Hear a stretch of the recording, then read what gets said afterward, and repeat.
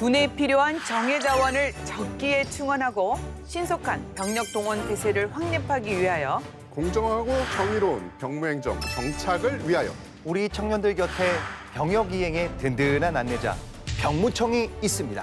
병역을 성실히 마친 사람이 예우받는 사회, 병역 의무 이행을 자랑스러워하는 문화를 만들어가는 병무청을 들여다보겠습니다. 국방에 대한 모든 것, 국방 포커스!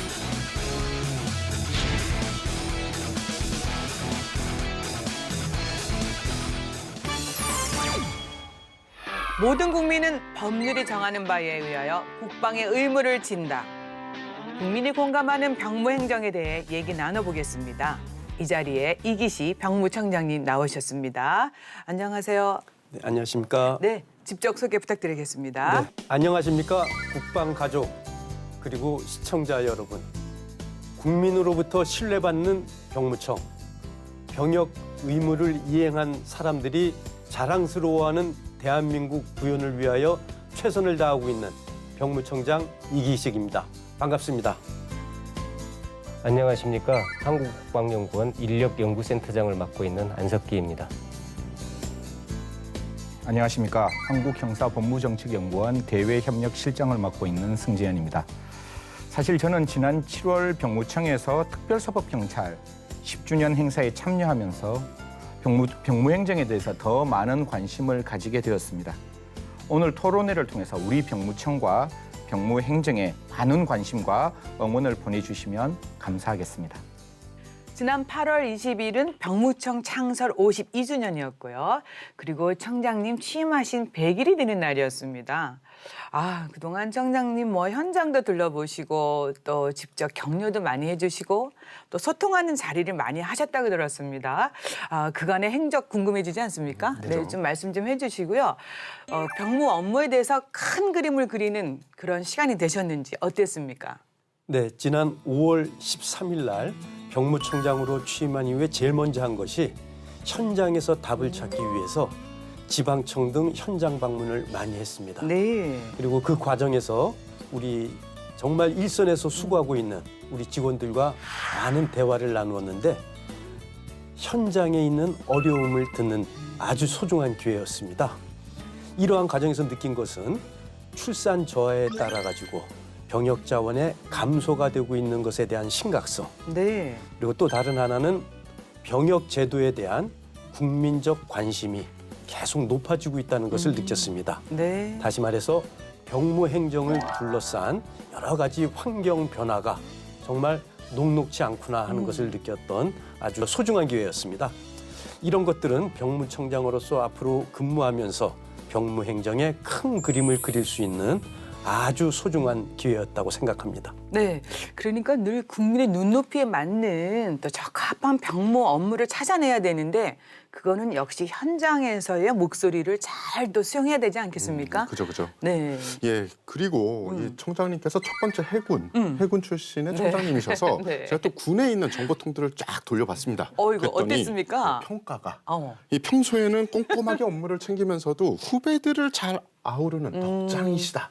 이런 평가가 있으시더라고요. 너무 좋은 평가 아닙니까? 글쎄 말입니다. 네. 나쁜 평가를 좀 뽑아봐야 되는데 그게 안 나오더라고요. 네. 예, 그리고 이 청장님 취임 이후에 이 MZ 세대들과 소통하는 통큰 간담회를 개최하고 그냥 개최만 한 게 아니라 직접 또 병무청 MZ 세대들 대표들을 만나셨다고 하는데 이런 간담회, 이 분위기 화기애매해질 수 있는데 분위기 화기애애했습니까? 너무 과찬의 말씀해 주셔가지고 감사합니다. 소통을 위해서 직원들과 많은 기회를 가졌던 것은 사실입니다. 특히 MZ세대들과 대화하면서 그들의 생각과 사고를 알 수 있는 게 가장 좋았었던 것이고 또 하나는 이들과 친밀감 있게 대화하면서 정말 벽을 허물어뜨릴 수 있었던 아주 소중한 기회였습니다. 이들과 소통하면서 제가 느낀 거는 정말 거침없이 당당하게 자신들의 얘기를 할 수 있었다는 것, 그리고 남을 배려하는 모습이 또 거기에 같이 아우러져 있었다는 거에 대해 가지고 굉장히 저는 뿌듯함을 느꼈습니다. 네. 그래서 MZ 세대들의 이러한 일하는 방식이 조직 업무를 활성화시키는데 크게 기여하고 있다 하는 것을 생각하게 되었는데 저는 앞으로 병무청장직을 수행하면서 이러한 MZ 세대의 장점뿐만이 아니라 우리 기성세대가 가지고 있는 여러 가지 경험에 의해서 나오는 지혜, 이것을 좀 조화롭게 만들어간다면은 큰 시너지 효과를 가져올 수 있다고 생각합니다. 네. 그래서 거기에 중점을 두고 앞으로 업무를 추진해 나가자고 생각하고 있습니다. 네. 병무행정 혁신 정말 기대되지 않습니까? 네. 이런 간담회가 좀 많았으면 하는 바람입니다. 예, 이 MZ 세대야말로 병역의 의무를 이행하는 당사자 아닙니까? 그래서 직원들뿐만 아니라 우리 MZ 세대를 이해하고 이들에 맞는 병무 행정 필요하다라고 생각하는데 어떻게 생각하십니까? 말씀하신 바에 대해 충분히 공감을 하고 있습니다. 우리 청장님께서 MZ세대의 특성에 대해서 잘 파악하고 있듯이 MZ세대들은 본인이 선택하는 거를 되게 좋아하고요. 그다음에 본인들이 자라온 환경이 디지털 환경이기 때문에 그런 그 디지털 환경에 맞는 행정 서비스라든지 이런 것들을 되게 좋아합니다. 근데 병무청에서 이제 그동안의 MZ세대 특성에 맞는 이러한 그 복무 선택성에 대한 어떤 강조하는 정책 제도, 그다음에 디지털 어떤 기술을 접목한 서비스 이런 것들을 위해서 꾸준히 노력을 해 오셨고요. 특히나 이제 청년들 본인들, MZ세대 본인들한테 의견을 듣고자 하는 청년 자문위원회를 이제 구성해가지고 직접 의견을 듣는 그런 자리를 마련하는 등 엄청난 노력을 지금 하고 있는 것 같습니다. 이러한 노력들이 결국 MZ세대를 포함해서 대국민 서비스의 질이 크게 향상되는 데 기여할 것이라고 판단합니다. 네. 자, 이제부터 병무청의 주요 임무 하나하나 좀 더 살펴보겠습니다. 청장님께서도 이제 언급을 해주셨는데 군에서 필요한 그 정예 자원을 적기에 충원하는 중대한 임무를 맡고 있는 것이 역시 병무청 아니겠습니까? 그런데 어려움도 있습니다. 병력 자원 급감에 따른 병무청의 대응 어떻게 되고 있는지, 이 저출산 시대 우리 다 같이 겪고 있지 않습니까? 네네. 네, 특별 대책이 좀 있으십니까, 청장님? 예, 지금 말씀하신 것처럼 정말 중요한 문제입니다. 그래서 우리 병무청에서는 각 군에서 필요로 하는 우수한 자원을 적기에 충원시켜 주는 것 아주 중요한 업무 중에 하나죠. 그런데 말씀하신 것처럼 출생률 저하에 따라 가지고 우리 병역 자원이 계속 감소하고 있고 이러다 보니까 병력 충원시키는데 많은 어려움이 있는 것은 사실입니다. 이에 대비하기 위해서 우리 병무청은 국방부 그리고 각 군과 협조해가지고 여러 가지 대책을 강구하고 있는데 그동안 추진한 사항을 보면은 옛날에 의무경찰이라는 게 있었죠. 네. 그걸 우리가 전환복무라고 그럽니다. 그 전환복무를 폐지시켰고요. 또 보충력 인원들을 점차 감소시켜가고 있는 중입니다. 그리고 또 다른 하나는 신체 검사 기준을 좀 조정해가지고 정말 군에서 근무할 수 있는 신체를 가진 사람들을 어느 선까지 낮춰줄 수 있는가 네. 하는 것을 세심하게 검토해서 병역 자원을 확보하기 위한 노력들을 지금 계속 해나가고 있습니다. 앞으로도 이렇게 병역 어떤 시스템을 좀 더 폭넓게 보면서 병역 자원이 감소되는 데 따르는 대비책을 지속적으로 강구해 나가려고 하고 있습니다. 네. 예, 병무청 업무가 쉬웠을 때는 없었지만 특히 지금 같은 환경은 이 주변의 안보 환경이 너무 급속도로 변하고 있고요. 4차 산업혁명 시대에 과학기술 발전에 따른 또 여건 변화도 심상치가 않습니다. 모든 이런 변화를 반영을 하면서도 이 병력 자원 부족 현실을 해결해 가기 위해서는 또 뭐 우리 군의 구조 변화나 AI 기반 유무인 복합 체계 구축 속도 등도 우리가 고려를 해야 되는데 이게 말이 쉽지 정말 쉬운 일이 아니거든요. 그렇죠. 그래서 그렇지만 이 여러 여건을 고려해서 우수한 병력 자원을 적시에 확보를 하는 것, 이 센터장님 병무청의 이 큰 업무라고 생각하는데 어떠십니까? 예, 그 정확한 지적이십니다. 우리 현재 군은 AI 과학기술군을 건설하겠다는 그런 목표하에 국방혁신 4.0이라는 걸 추진하고 있습니다.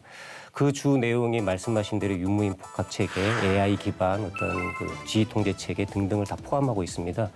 이러한 그 첨단 장비들이 다양한 요소나 다양한 측면에서 도입이 되고 있고요. 이러한 것에 맞추어 가지고 인력 획득을 어떻게 할 것인가가 주요한 관건입니다. 말하자면은 다양한 장비들이 들어온 만큼 그거를 운영해야 될 소규모의 다분야 이거에 맞추면 인재 획득, 인력 획득이 되게 중요한 거고요. 병무청이 결국은 그 역할을 하는 것이겠죠.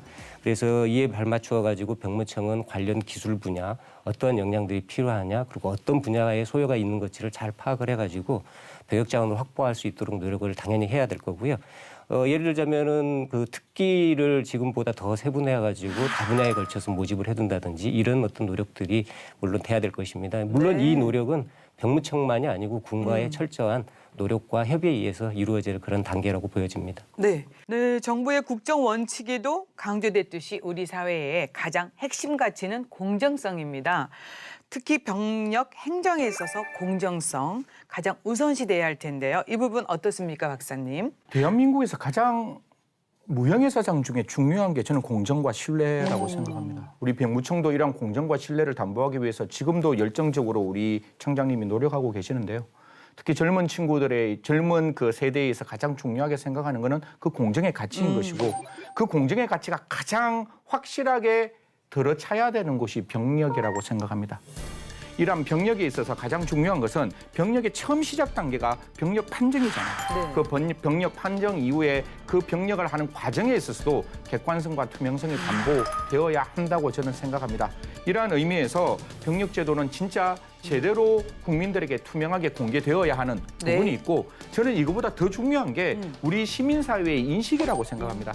병력을 제대로 이행했다면 그 병력을 이행하신 분들에 대한 존경과 예우가 어떻게 우리가 만들어가야 할 것인지 이 부분도 함께 같이 고민해야 된다라는 말씀 드리겠습니다. 네. 병력 특례에 대해서 온 국민의 관심이 굉장히 높은 편입니다. 그래서 제도 점검, 재정비가 필요하지 않을까 싶은데요. 청장님, 그럼 병무청에서는 이런 부분 어떻게 또 무슨 식으로 고민을 하고 있고 제도를 재정비할지 아이디어 좀 주셔야 되겠습니다. 예. 일단은 먼저 네. 우리가 병역 특례라는 용어 사용하는데 좀 조심해야 될 것 같습니다. 예. 네. 병역 특례라는 것은 용어에 나와 있지 않습니다. 병역법상에는 보충력의 복무라는 이름으로 나와 있죠. 그럼 이거 쓰면 안 됩니까, 이제? 안 되죠. 아. 병역 특례라고 하면 뭐 큰 특혜를 주는 것처럼 국민들이 오해할 수 있는 거거든요. 네. 그래서 그것은 보충력에 복무해가지고 네. 그 안에 여러 가지 복무 형태가 있는데 지금 현재 이슈가 되고 있는 것 중에 하나가 예술체육요원의 복무. 계속 반복되는 얘기지만은 병역 자원의 감소 등으로 인해서 사회자께서 말씀하신 것처럼 보충력 제도에 대한 전반적인 점검이 필요한 시점인 것만은 분명한 것 같습니다. 네. 그런데 이러한 것들을 검토할 때 고려되어야 할 사항들이 먼저 제일 중요한 것은 우리나라의 안보 상황 그리고 병역 자원의 감소가 어느 정도로 지금 진행되고 있는지 그리고 제도의 공정성과 형평성 그리고 무엇보다도 중요한 것은 국민 모두가 수용할 수 있는 그러한 안이 나와야지 된다는 것이죠. 그래서 이러한 것들을 고려해가지고 병무청에서는 앞으로 사회적 의견과 또 관계 부처 간에 여러 가지 얘기를 들어봐가지고 이 보충력 제도 전반적에 대해서 검토를 하려고 준비하고 있습니다. 네. 대한민국 국민들이 아마도 가장 민감하게 받아들이는 것 중에 하나가 병역 문제일 텐데요. 조금 전에 말씀해 주신 것 같은 이 보충력의 복무. 이것에 대한 법을 개정하거나 아니면은 제도를 정비할 때도 국민들이 관심이 많다 보니까 아무래도 국민들의 공감대 그리고 동의가 있어야 되지 않을까 싶은데 센터장님 어떻게 생각하십니까? 예, 맞습니다. 국민적 공감대, 저는 그거를 국민의 신뢰라고 표현을 하고 싶은데요.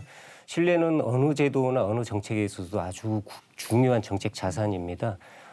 말씀하신 것처럼 국민의 신뢰가 높거나 공감대가 높다라는 의미는 정책 집행이나 정책을 결정하는 데 있어서 정책 비용의 감소를 의미합니다. 즉 말해서 국민적인 어떤 수용성이 굉장히 높아진다는 거죠. 네.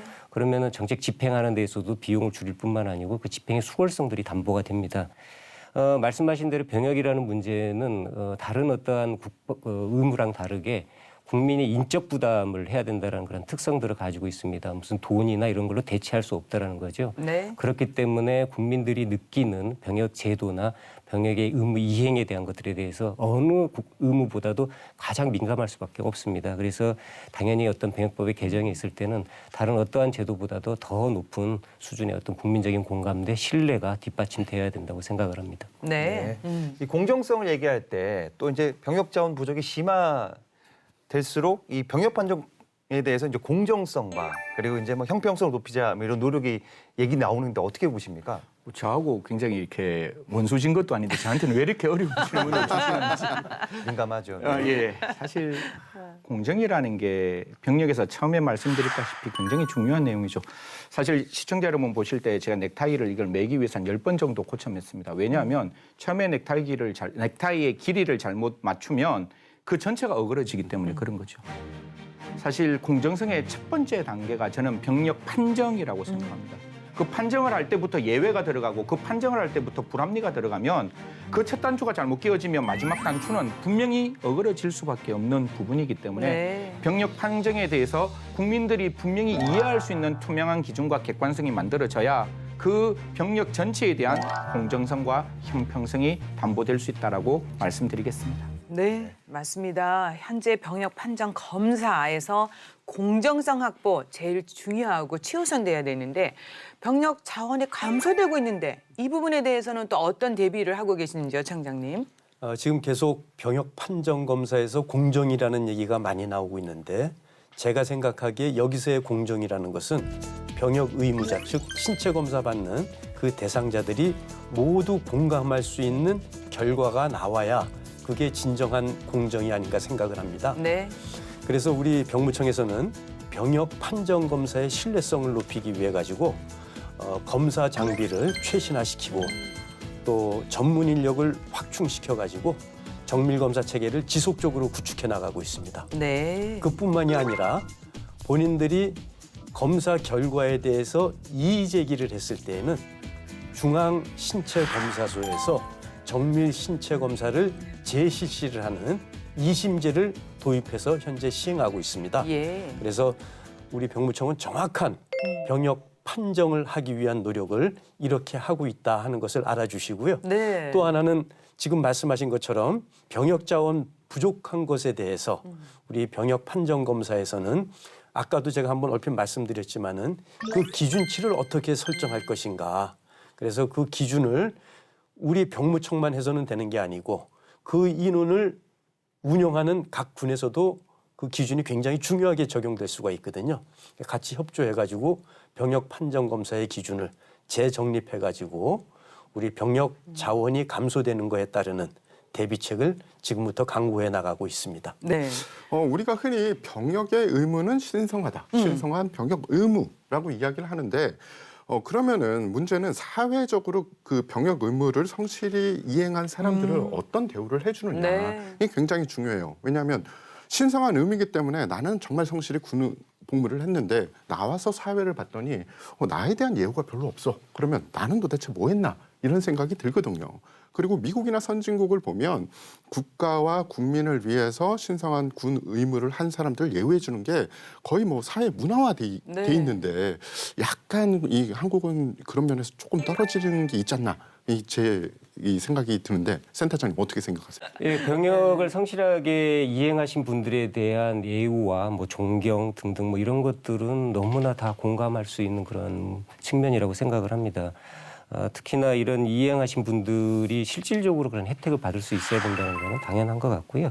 근데 문제는 이제 아까도 우리 국민적 공감대, 신뢰 이런 거를 말씀을 드렸습니다만은 우리 사회뿐만 아니고 국민 전반이 이렇게 존경과 예우를 주는 거에 대해서 같이 공감대를 형성해 주시고 또 칭찬과 격려를 아끼지 말아야 된다고 생각을 합니다. 네. 네. 이게 존경으로 끝나면 안 될 것 같아요. 실제적인 혜택이 좀 있어야 될 것 같아요. 뭐 물질적 보상? 깔깔이를 준다던가, 워커를 준다던가, 뭐 이렇게 매달. 뭐 없습니까, 혜택이? 예, 그 말씀하신 대로 예, 병역을 성실히 이행하신 분들에 대해서 그거에 대한 어떤 그 보상 노력은 뭐 지속적으로 추진돼 왔습니다. 근데 이제 그것이 항상 수준이 부족할 수밖에 없다라는 것이죠. 그거에 대한 이제 국가 예산의 측면들이 강합니다. 특히 제가 중요하게 생각하는 것은 사회 환경이 변하면은 이제 세대들도 바뀌지 않습니까? 네. 그럼 신세대들이 원하는 또는 선호하는 혜택의 내용과 수준이 달라집니다. 그럼 이제 그거에 잘 맞춰가지고 해야 되는 것이죠. 지금 현 정부에서 추진하고 있는 어떤 그 병사들의 월급을 단계적으로 인상하는 거라든지 이런 것들 같은 경우가 대표적인 이런 조치라고 생각이 듭니다. 그래서 제가 보기에는 앞으로 이 유관기관에서 이러한 어떤 다양한 방안들을 적극적으로 좀 모색을 좀 할 필요가 있고요. 말씀하신 대로 실질적이고 병역 의무 대상자들이 체감을 할 수 있는 그러한 혜택 부여 방안들이 지속적으로 좀 마련이 되고 같이 공감대를 형성해서 추진이 될 필요가 있다고 생각됩니다. 네. 병역을 성실히 마친 사람이 이제 예우를 받는 그런 사회. 그리고 병역 이행 자체가 자랑스러운 그런 문화를 적극적으로 만들어가기 위한 노력은 병무청 혼자서는 안 됩니다. 온 국민이 다 같이 해야 되는데 그럼에도 불구하고요. 병무청에서는 이런 부분에 대해서 어떠한 또 획기적인 뭐 혁신이나 방안이 있는지 청장님 어떤 역할을 더 하시고 싶으십니까? 병무청에서는 그래서 병역을 마친 사람들뿐만이 아니라 병역을 이행하고자 하는 사람들 그리고 병역을 이행 중에 있는 사람들 이 모든 분들까지도 예우함으로써 병역 이행이 곧 자부심과 긍지로 이어질 수 있도록 다양한 선양 사업을 지금 하고 있습니다. 어떤 겁니까? 그래서 입영하는 그 자원들에 대해서는 예. 입영하는 부대에서 현역 입영 문화제라고 해서 가족들과 또 여러 사람들이 같이 모여서 정말 축하해주는 이런 것들도 있고요. 예. 또 지난 15일 날 국무총리님을 모시고 병역 명문가 시상식을 했습니다. 네. 이것은 3대에 걸쳐서 그 가족 모두가 병역을 이행한 그런 분들을 발굴해서 표창하는 그런 행사거든요.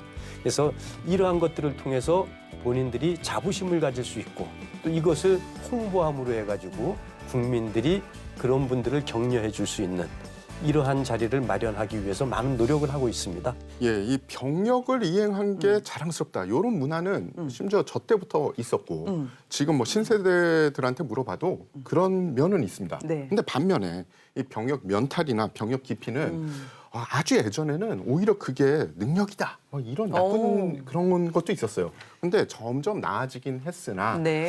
이 병역 면탈이나 기피는 정말 악행이다. 이런 것을 사회적으로 딱 인지하는 분위기를 어떻게 만들 수 있는지 박사님 아이디어 부탁드립니다. 진짜 시청자 여러분, 병역을 면탈하거나 병역을 기피하는 것 용서하실 수 있겠습니까? 제가 사실 약간 한비자 같은 스타일이에요.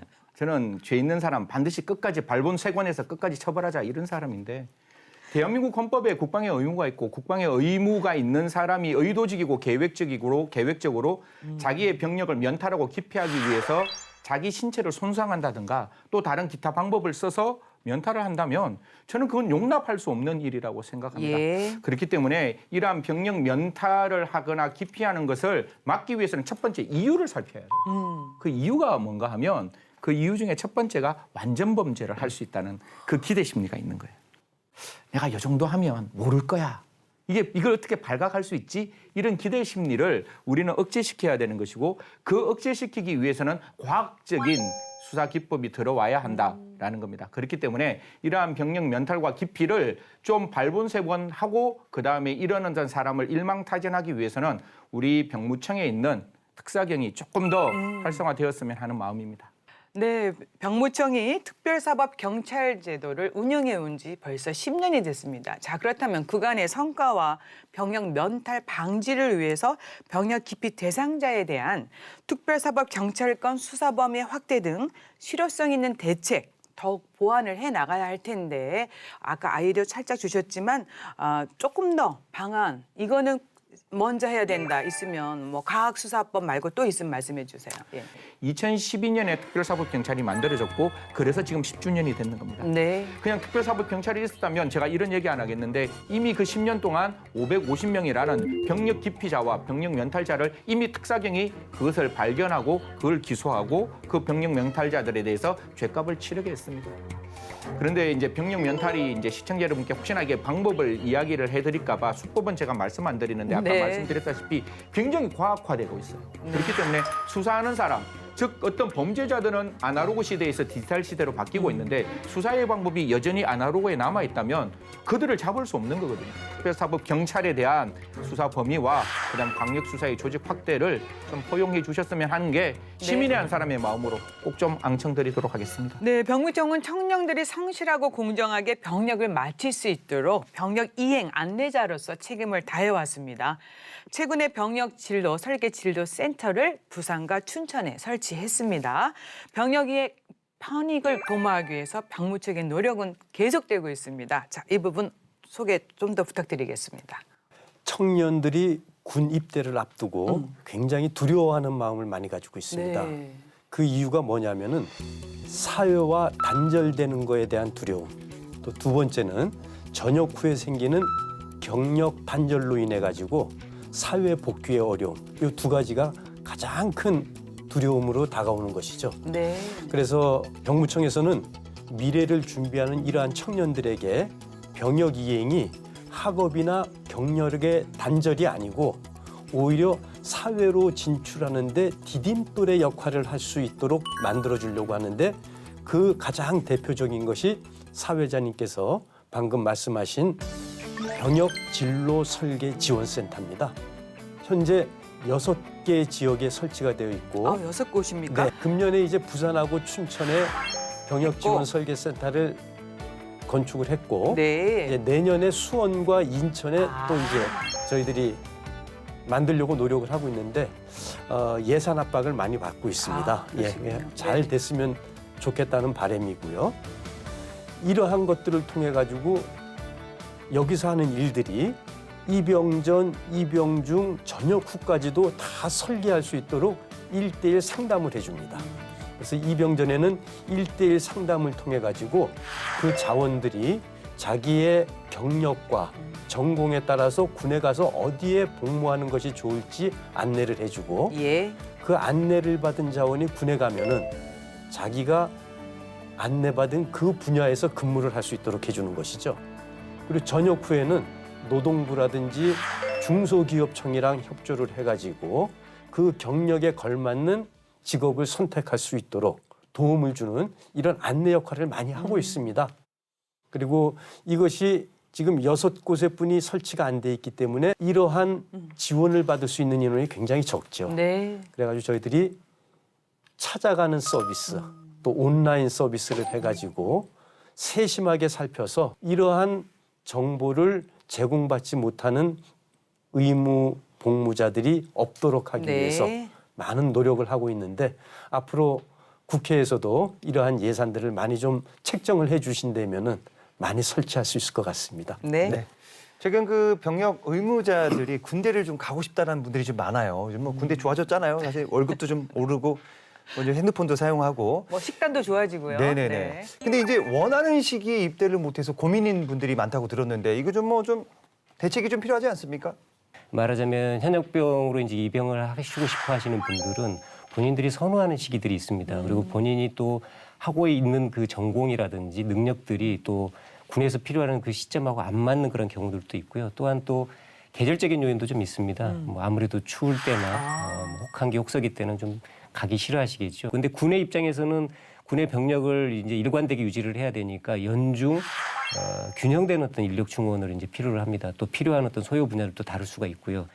그래서 사실상 100% 이거를 원하는 시기에 맞춰주기는 좀 어렵습니다. 근데 병역 의무라는 것 그 자체가 의무를 부과하는 행정이기 때문에 이러한 그 불편사항이라든지 이런 것들을 해소하기 위해서 끊임없이 노력을 좀 해야 되는 것은 사실입니다. 네. 그래서 획기적인 대책이라고 볼 수 있을지는 잘 모르겠습니다만은 그러한 어떤 불편사항을 해소하기 위해서 뭐 선호 시기를 미리 뭐 알아서 또 그러한 그 선호 시기에 맞춰가지고 어떤 인력들이 있는 것들을 사전에 파악하고요. 그거를 이제 군에 소유하고 미스매치된 거를 어느 정도 매칭을 시켜줄 수 있는 어떠한 그 시스템이라든지 이런 것들을 좀 더 고민을 좀 해봐야 될 필요성이 있고요. 이게 다 사실은 병무청만의 노력으로 되는 건 아닙니다. 예, 군에서도 소요를 갖다가 좀 저조를 좀 해줄 필요가 좀 있고요. 그래서 병무청, 국방부, 각 군이 함께 논의해야지 획기적인 대책이 아마 나오지 않을까 이렇게 생각이 좀 듭니다. 병역 의무 이행을 돕기 위해 달라진 병역 제도 알아봐야겠죠. 알아두면 똑똑해지는 신기한 국방 지식. 그것이 알고 싶은 지식 포커스. 안녕하십니까. 다이어트 지식 포커스. 오늘의 포커스는 국민이 공감하는 확실한 변화로 병역이 자랑스러운 대한민국을 만들어갑니다. 공정하고 정의로운 병무 행정의 정착을 위하여 시대 흐름에 발맞춰 병역제도 개편을 통해 국가 안보와 사회 발전에 기여하고 있는 병무청. 최근에는 어떤 제도들이 달라졌는지 2022년 하반기 달라지는 병역 제도에 대해 알아봤습니다.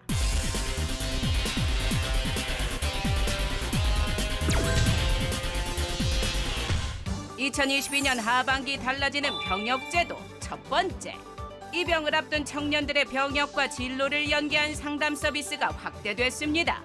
과거 서울, 대구, 광주, 대전 이렇게 네 곳에서만 운영됐던 병역 진로 설계 지원 센터가 지난 7월 부산과 춘천에도 추가로 설치된 건데요.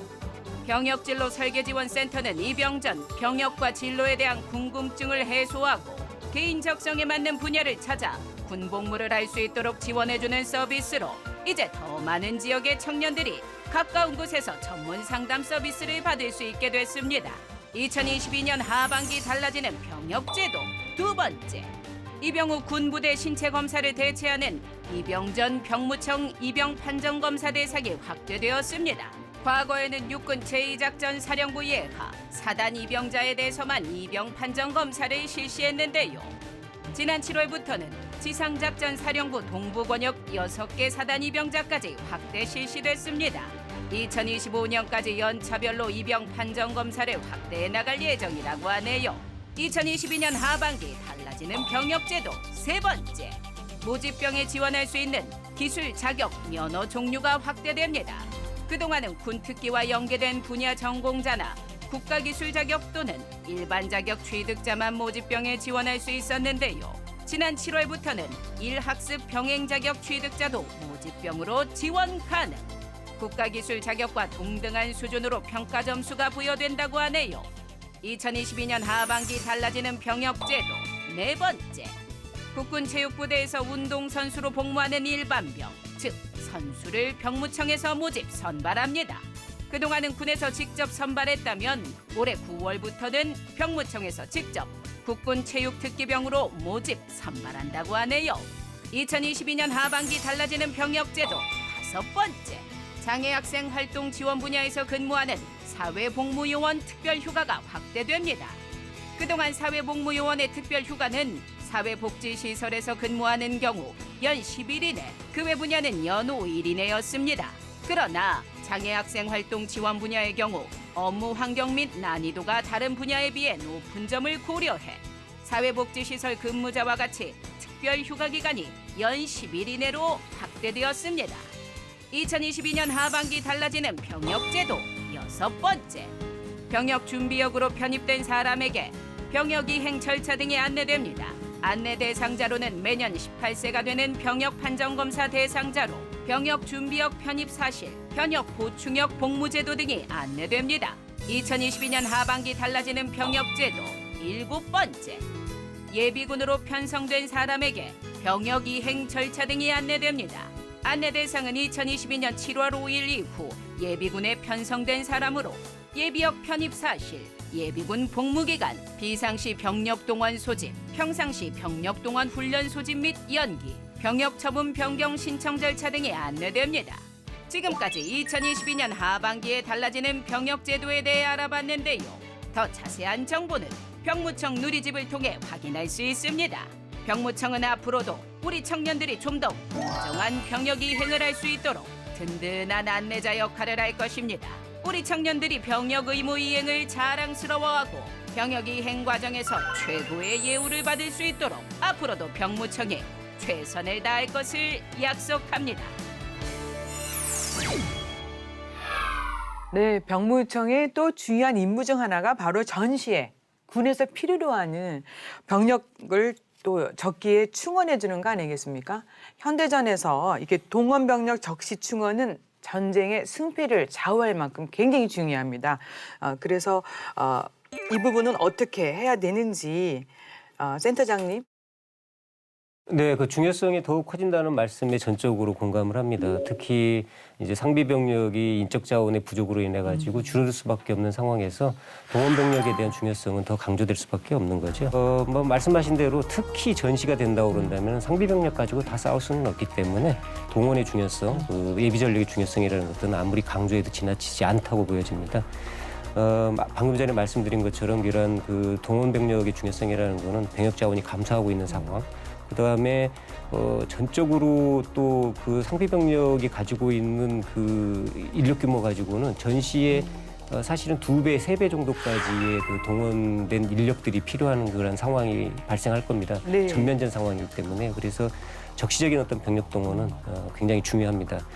그래서 지금 병무청에서 지금 하고 계신 그런 업무들 중에 동원 병력에 대한 그 충원 계획이라든지 인도 인접에 관련된 것들을 훈련을 실시를 하고 있는 것들은 말하자면은 평시에 전시를 대비한 이제 실전적인 동원 훈련을 실시한다는 거거든요. 그래서 이러한 병력들이 전시에 동원 즉시 실질적인 실제 전투력으로 이제 발휘할 수 있도록 동원 태세를 확립하는 것 이런 것들이 결국은 전쟁의 승패를 좌우하는 아주 중요한 그런 일이고 병무청에서 추진하고 있는 주요한 과제라고 보여집니다. 네. 이 전시 소집에 있어서 개전 초기가 굉장히 중요하다라는 얘기를 들었습니다. 총장님 왜 그런 걸까요?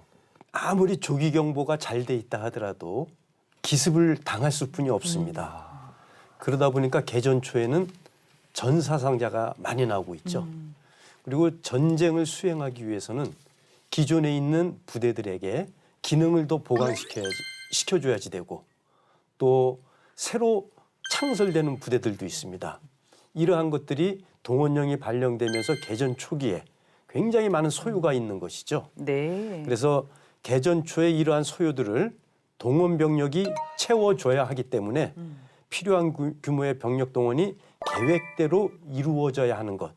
이것은 전쟁의 승패를 좌우할 정도로 굉장히 중요하다고 하겠습니다. 네. 얼마 전 UFS와 함께 진행하는 정보일지 연습에서 지금 말씀하시는 전시 동원 체계를 점검했다고 들었습니다.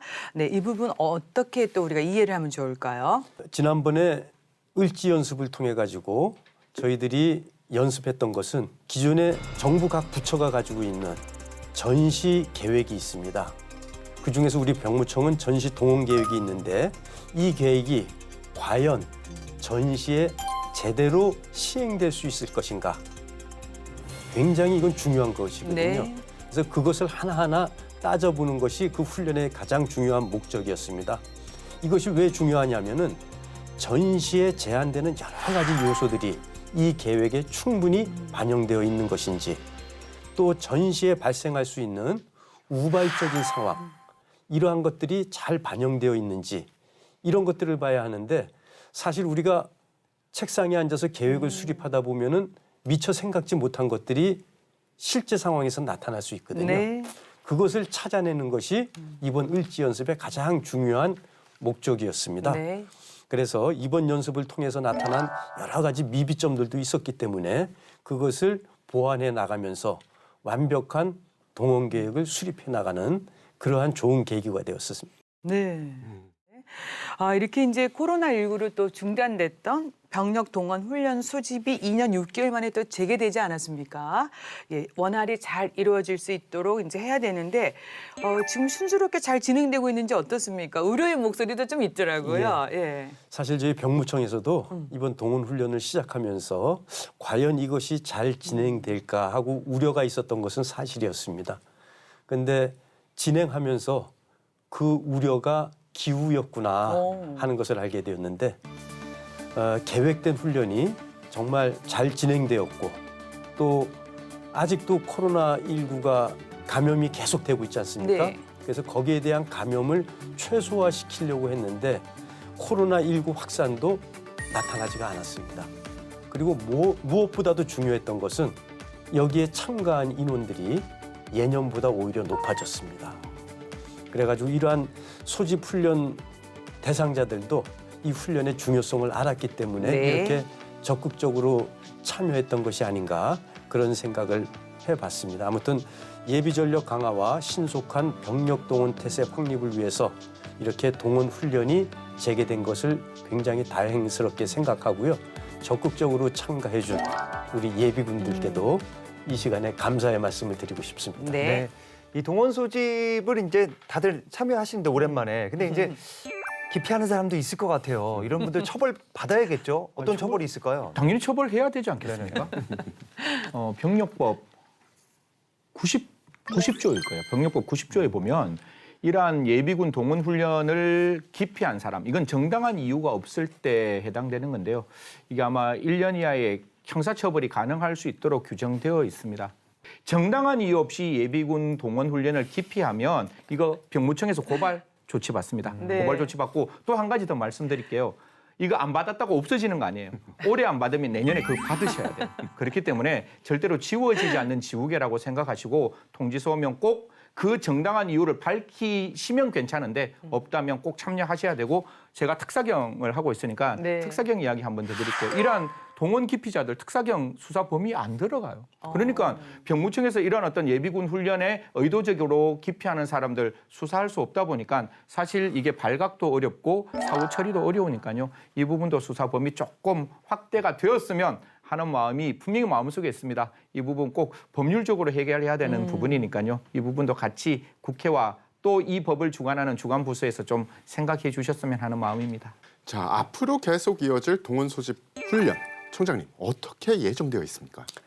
예, 지난 6월 20일 날 금년도 동원 훈련이 시작돼 가지고 12월 15일까지 계획되어 있는데 지금까지 한 50% 정도의 훈련이 진행되었습니다. 지난번 태풍 흰남노인가요? 네, 그 지나갈 때에도 동원 훈련 계획이 되어 있었는데 안전사고의 우려가 있어서 저희들이 선제적으로 훈련을 연기시켰습니다. 이런 식으로 안전사고 발생할 수 있는 여러 가지 요인들을 제거해가면서 남아있는 동원 훈련이 계획대로 실시될 수 있도록 최선을 다하고 있습니다. 예. 그리고 이제 산업의 핵심이고요. 국가 안보의 자산인 반도체 분야. 이게 이제 인재 육성 필요하다는 얘기 많이 하는데 이와 관련해서 병력법 개정안이 시행될 예정이라고 해요. 반도체라는 게 국가 경제와 안보의 중추라는 점, 이 부분에 대해서는 공감하실 거라고 네. 생각합니다. 그렇기 때문에 그러한 어떤 반도체업을 창업하기 위한 문턱을 낮추는 게 분명히 저는 필요하고 이 부분에 대한 다양한 지원이 필요한데요.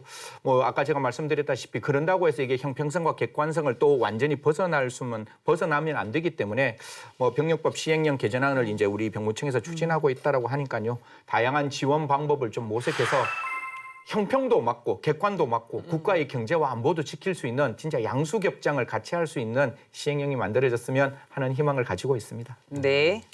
예, 병력 자원 감소는 우리가 힘으로 막을 수는 없는 거고 그렇기 때문에 그에 대한 대책이 많이 논의되고 있는데 그중에 하나가 바로 모병제 도입입니다. 예.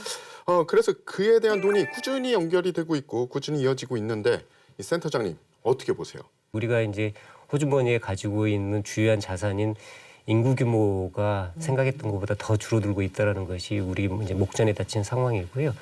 그런 차원에서 이제 환경 변화에 맞추어서 병역 제도를 다양하게 구성을 해보고 전환에 대한 논의를 하는 것은 저는 굉장히 환영할 만한 일이라고 생각을 합니다. 이게 미래 대비 차원이기 때문에요.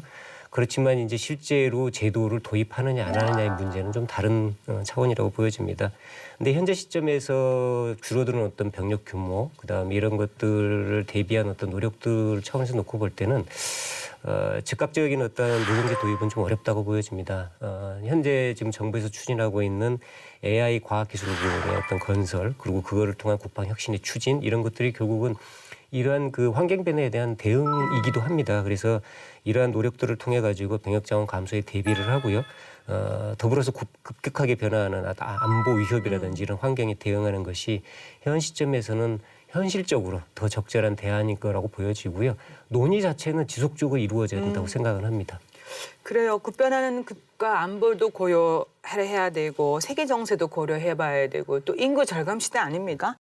자, 그렇다면은 논의는 계속돼야 된다고 이제 박사님 말씀해 주셨는데 저도 그렇게 생각하고요. 자, 그럼 병무청은 이런 모병제에 대해서 어떤 입장을 갖고 계시는지. 지금 사실 많은 분들이 이 모병제에 대한 관심을 표명하고 있고 그 관심이 갈수록 더 높아지고 있습니다. 그런데 병역제도는 분명한 것은 그 나라의 실정에 맞게끔 이루어져야 되고 여기서 실정이라고 하는 것은 안보 상황이라든지 병역 자원의 안정적인 확보 그리고 국가 경제 이러한 것들이 다 포함될 수가 있습니다. 그런데 이러한 것들을 봤을 때 우리나라에서 모병제를 시행하는 것은 아직까지는 시기상조이다. 저는 이렇게 보고 있습니다. 그래서 모병제 등으로 병역제도를 개편하는 것은 포퓰리즘에 의한 것이 아니고 정말 모든 것을 신중하게 판단을 해가지고 국민적인 합의를 거쳐서 장기적으로 검토할 사안이다. 저는 이렇게 보고 있거든요. 네. 자칫 잘못하면은 군에서 필요로 하는 병역 자원을 확보하지 못하는 상황까지도 갈 수가 있습니다. 네. 그렇기 때문에 모병제를 섣불리 도입하는 것은 아직까지는 시기상조라고 생각합니다. 네. 네, 끝으로요. 공정하고 정의로운 병역 이행을 구현하기 위해서 국민 편익 증진을 위해서 병역 이행 안내자로서 병무청이 많은 역할을 해오고 있고 또 중요한 임무를 수행 중입니다. 자, 그렇다면 앞으로도 더욱더 이런 역할을 잘 해내기 위해서 필요한 당부나 또 다짐, 좋은 말씀을 부탁드리겠습니다. 승 박사님.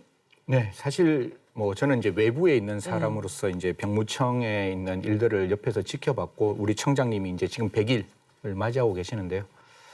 아까 말씀했다시피 현장에 답이 있다는 생각으로 병무청장님께서 매일매일 열정과 헌신을 가지고 병무 행정에 대해서 노력하는 모습 저는 굉장히 감동 있게 봤습니다.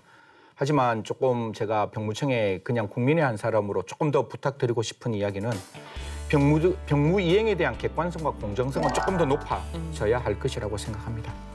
그래서 병력을 이행한다는 것이 누구나에게 예외 없이 공정하고 객관적으로 이루어진다는 생각이 국민들 마음속에 들어올 때 저는 병무청이 조금 더 국민으로부터 더 사랑받을 수 있는 기관이 될 수 있을 것이라고 생각합니다. 또 뿐만 아니라 이 병무를 이행했는 사람들에게 앞서 말씀드린 바와 같이 존경과 예우가 조금 더 탄탄하고 촘촘하게 만들어질 필요가 있다고 생각합니다. 네, 그 병무청이 지금까지도 잘 해오셨고요. 뭐 다양한 일들을 더 잘하실 거라고 보여집니다만은 저는 그냥 딱 한 가지만 말씀드리고 싶습니다. 아까 청장님께서 말씀하셨지만 청년들의 어떤 막연한 병역 의무에 대한 불안감을 해소하고 또 나아가서 적극적인 국가 인적 자원으로 활용을 하기 위한 그런 노력의 일환으로 병무청이 어떻게 보면 적극 행정을 추진하고 있는 분야가 바로 병역 진로 설계 서비스 같은 거라고 보여집니다. 그래서 저는 뭐 다른 사업도 다 중요하고 그렇지만 요 사업을 병무청의 적극 행정의 일환으로서 좀 더 많은 어떤 아이디어와 또 이런 제도 발전을 위해서 노력해 주셨으면 좋겠다 이런 말씀드립니다. 네, 청장님. 예, 지금 마무리 발언을 하시면서 전부 했던 게 공정에 대한 네. 얘기를 많이 했습니다. 사실 그렇습니다. 병무행정의 출발점은 저는 공정과 정의라고 생각합니다. 그리고 그 결과에 대해서 모두가 공감을 해야지만이 국민이 신뢰하는 우리 병무청이 될 수가 있다고 생각합니다.